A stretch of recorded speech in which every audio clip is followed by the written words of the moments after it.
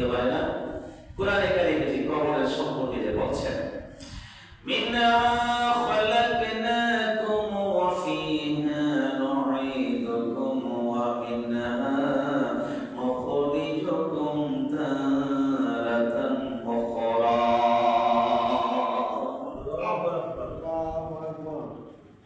আল্লাহ বান্দাদের উম্মতেরা দয়া,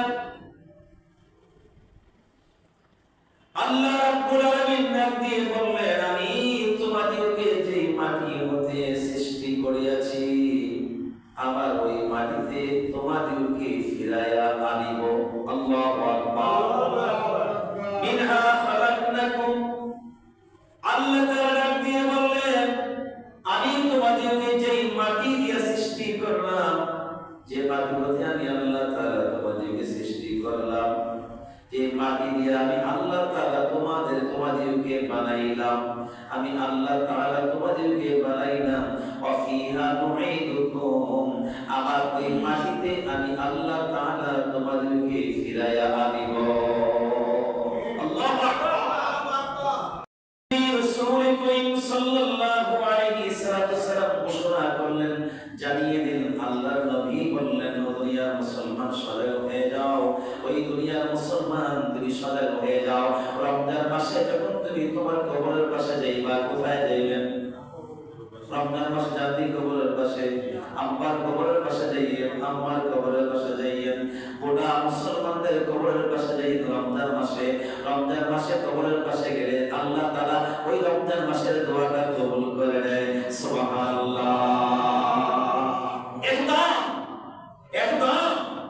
এত ফজিলত রমজান মাসে, এত গুরুত্ব, এত দাম, এত ফজিলত আল্লাহ তাআলা আমাদেরকে জানিয়ে দিলেন। তারপরে আমাদেরকে বললেন, নবীজি ঘোষণা করলেন, নিশ্চয়ই মৃত্যু ব্যক্তিকে যখন কবরে দেওয়া হবে, কবরের ভিতরে জনগণ সাহায্য প্রার্থীর মতো কবরবাসীরা সেখানে বাবা মা সন্তান বন্ধু করে নিকটে সারা এবং সাহায্য করার জন্য অপেক্ষা করে। সুবহানাল্লাহ। কেন কবরে যায় না? এর মানুষ কেন কবরস্থানে যায় না? তোমার বাবা তো কবরে, তোমার মা কবরে, তোমার বন্ধু কবরে, তোমার ভাই কবরে, তোমার আত্মীয়স্বজন কবরে, তোমার মহল্লাবাসী কবরে, একটু কি তোমার মন চায় না কবরের পাশে যাওয়া? আল্লাহু আকবার। কেন যাবেন না? আপনার বাবা মা, আপনার বংশের মানুষ, আপনার নিকট আত্মীয় স্বজন, আপনার বড় আত্মীয় স্বজন মুসলমান ভাইরা কবরের ভিতরে থেকে দেখে আপনার কাছ থেকে সাহায্য পাওয়ার জন্য, দোয়া পাওয়ার জন্য জনবন্ধ অবস্থায় অপেক্ষা করতেছে। আল্লাহু আকবার। অপেক্ষা করে, আর আব্বা অপেক্ষা করে আমার সন্তান কবরের পাশে আসবে, মা অপেক্ষা করে আমার সন্তান কবরের পাশে আসবে, দাদা অপেক্ষা করে আমার নাতি কবরের পাশে আসবে, নানা অপেক্ষা করে আমার নাতি কবরের পাশে আসবে, বন্ধু অপেক্ষা করে আমার বন্ধু কবরের পাশে আসবে, ভাই অপেক্ষা করে আমার ভাই কবরের পাশে আসবে, শ্বশুর অপেক্ষা করে আমার জামাই বাবাজি কবরের পাশে আসবে। এইভাবে মুসলমান ভাই বন্ধু কবর থেকে অপেক্ষা করে এই মুসলমানগণ আমার কাছে আসবে, আমার জন্য দোয়া করবে, আমার জন্য কাঁদবে, আমার জন্য প্রার্থনা করবে, আল্লাহর কাছে বলবে, আমি কবরবাসী অপেক্ষা আছি, তারা কোন সময় আসবে, কোন সময় আমার জন্য দোয়া করবে, আমি কবরে শান্তি পাবো। সুবহানাল্লাহ। বলে কিছু বাংলা কথা শুনেন বাবা, ওয়াস্ত অনেকেই শুনেন, শুনেন, কিন্তু আপনি কি কাজ করলে কবরে শান্তি পাবে সে কথা আলোচনা করা। সেইভাবে কবরবাসীরা কবরের ভিতর থেকে দোয়া পাওয়ার জন্য অপেক্ষায় থাকে। যদি কোনো সাড়া সে পায়, তার বন্ধু গেল, তার সন্তান গেল, তার আওলাদ গেল, তার বংশের মানুষেরা গেল, কবরবাসীরা সচক্ষে দেখে। সুবহানাল্লাহ বলেন। কিন্তু আপনি দেখতে পান না, কবরবাসীরা দেখে। কথা বলেন ঠিক কি না? আপনি দেখেন না, দেখে কে? দেখে কে? হায় হায় হায় হায়, দুনিয়ার ভিতরে কেমন আলে ওলামাতে হয়ে গেল, বলে যে কবরবাসীরা কবরের জগতে মৃত। না না না, কবরবাসীরা কবরের জগতে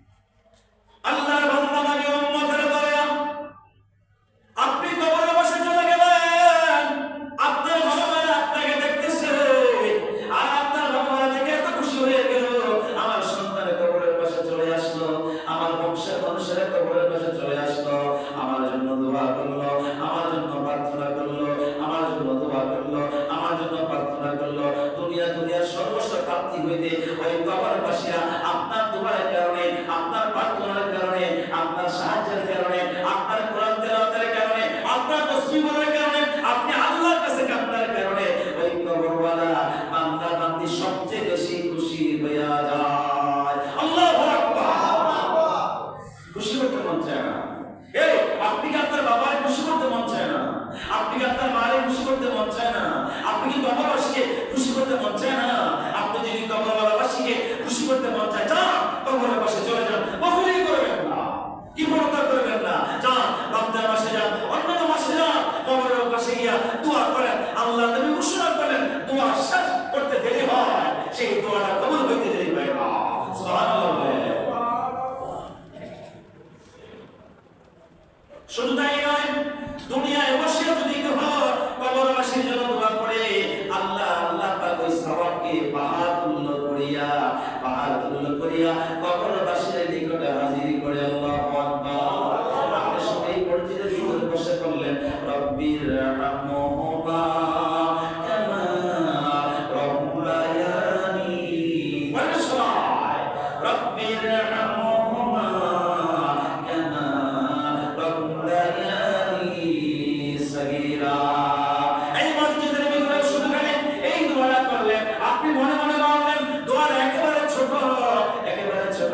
আল্লাহ তাআলা বলে দোয়াটা ছোট নয়, তোমার কাছে ছোট, আমি আল্লাহ তাআলার কাছে বড়। আমি আল্লাহ তাআলা এই দোয়াটাকে কবুল করে এই সওয়াবটা আমি আল্লাহ তাআলা পাহাড় পরিমাণ বড় করে কবরবাসীর নিকট, কবরবাসীর সামনে হাজির করে দেই। সুবহানাল্লাহ। একটু দোয়া কবরবাসীর জন্য সবচেয়ে বড় আকারে হাজির হয়। সুবহানাল্লাহ। আল্লাহ বান্দা নবীর উম্মতের দলেরা মৃত্যুগণের জন্য ক্ষমা প্রার্থনা করা, মৃত্যুগণের প্রতি জীবিতগণের হাদিয়া হাদিয়া হাদিয়া। আল্লাহু আকবার। দুনিয়ার ভিতরে আপনি একজন আরেকজনকে হাদিয়া দেন, চা খাওয়ান, পান খাওয়ান, খাওয়ান কি বলেন, এবারে কি দিবেন রে? দুনিয়ার বেলায় কি দিবেন রে? হ্যাঁ, চা খাওয়া শেষ, আমাদের মহাপুরুষ শেষ, এমন আছে কি নাই? চা খাওয়া লেগে একটু ভালো ভালো দেয়, পানটা খাওয়ানোর লেগে একটু ভালো ভালো দেয়, চা গিলাস শেষ, পান খাওয়া শেষ, আমাদের লোকে মহাপুরুষ একটু ঘুরে আপনার বিরক্ত। কথা বলেন ঠিক কিনা? এই সমাজের মতো বলো, হ্যাঁ, খানার লাগে একটু খানার লাগে মিল থাকে, আর খানা শেষ বিরক্ত শুরু হয়ে গেছে। কথা বলেন ঠিক কিনা? আল্লাহ